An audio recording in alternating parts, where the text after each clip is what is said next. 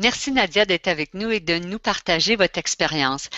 Comme vous le savez, le cours ici à la Cité collégiale, ce cours virtuellement vôtre, met l'accent sur les entrepreneurs virtuels. Alors avant de débuter, de parler de cette diversité culturelle, de cette intelligence culturelle, si vous le permettez, j'aimerais vous demander de nous partager quel était pour vous votre parcours d'entrepreneur. Comment vous êtes devenue entrepreneur vous-même, Madame Ferrat? C'est une longue histoire. Mon histoire commence en France, où je suis née et où j'ai grandi. Donc, dans le sud de la France, à Aix-en-Provence, plus précisément. Ensuite, je suis allée à Paris. Donc, comme on dit chez nous, je suis montée à Paris pour faire mes études universitaires.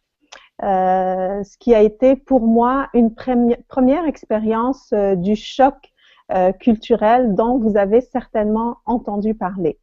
À moindre échelle, certes, mais c'était quand même un choc culturel pour moi qui arrivait de ma province, ma petite province natale et qui montait vivre dans la grande ville, dans la grande capitale parisienne. Croyez-moi, il a fallu vraiment déjà à ce moment-là une certaine ouverture d'esprit, une adaptation à tous les niveaux. Ensuite, après avoir fini mes études universitaires, j'ai commencé ma carrière à Paris et j'ai fondé ma famille. Et mon mari étant dans un domaine qui lui demandait de voyager, on a commencé à voyager et en fait, on a commencé à faire des expatriations, donc à vivre dans des pays à l'étranger.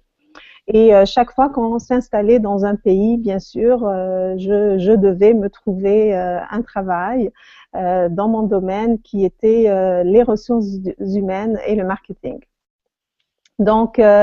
J'ai compris à ce moment-là que la capacité d'adaptation à des environnements et à des personnes et à des cultures variées et diversifiées était le point fort et que c'est ce qui m'aidait, en fait, c'est cette capacité-là à m'adapter à ces environnements diversifiés et différents.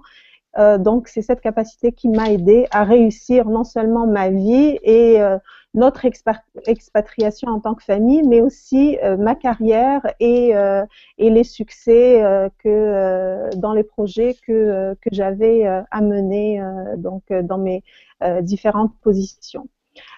J'ai eu à vivre dans différents pays, à vivre différentes cultures. J'ai eu à apprendre différentes langues également. Et à chaque fois, cela m'a forcé à adopter des nouvelles valeurs et à adopter cette flexibilité mentale et en fait une certaine résilience parce que vous savez, on ne peut pas se battre contre une culture, même si on n'est pas d'accord, même si ça correspond pas à ce qu'on a toujours fait dans notre vie. On ne peut pas la changer. Arrivant au Québec, j'ai pas pu changer la culture québécoise parce que je suis française et vice versa.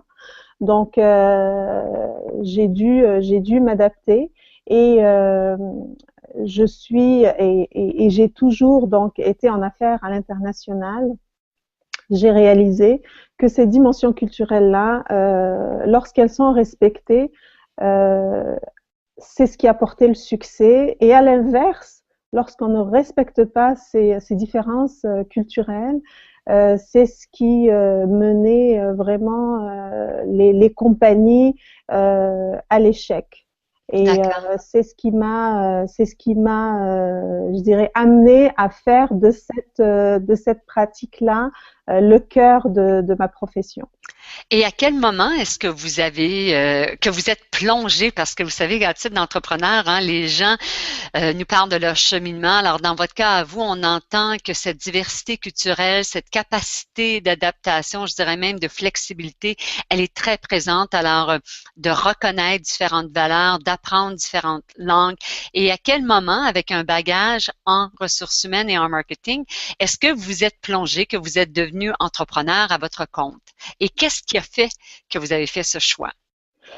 Alors, en fait, lorsque on est revenu de notre dernière expatriation qui était aux Émirats arabes unis, donc on a vécu à Dubaï et Abu Dhabi, la capitale des Émirats, on est revenu au Québec et donc je me suis posé la question, est-ce que je reprenais euh, mon travail dans mon domaine qui est les ressources humaines, la formation en ressources humaines, le recrutement, etc.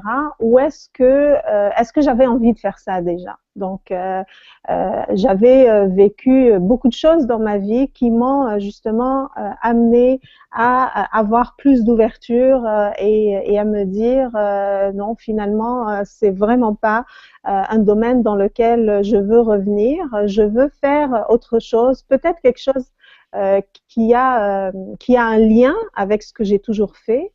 Donc la formation, le fait d'accompagner justement les gens professionnellement à faire de bons choix, c'est un côté que je voulais pas laisser tomber, mais par contre peut-être les aider autrement. Et donc j'ai été faire l'école de Protocol School of Washington.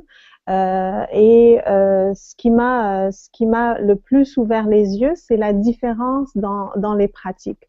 Donc, j'ai fait cette école-là qui m'a permis de pouvoir aider les professionnels dans leur pratique en affaires, mais je me suis rendu compte que je pouvais encore leur donner plus. Je pouvais rajouter cette dimension culturelle-là et cette différence culturelle et son impact justement dans les pratiques en affaires pour pouvoir leur apporter quelque chose de différent et qui devient de plus en plus important maintenant dans le 21e siècle que nous vivons aujourd'hui et cet esprit de globalisation-là que nous vivons. Alors, vous avez rassemblé vos expériences personnelles et professionnelles pour ensuite fonder votre propre entreprise. Exactement. Donc, Parfait, j'ai fondé parfait. Protocole Professionnel Plus à ce moment-là. Donc, tout ce qui est pratique en affaires en incluant cette importance de l'intelligence culturelle.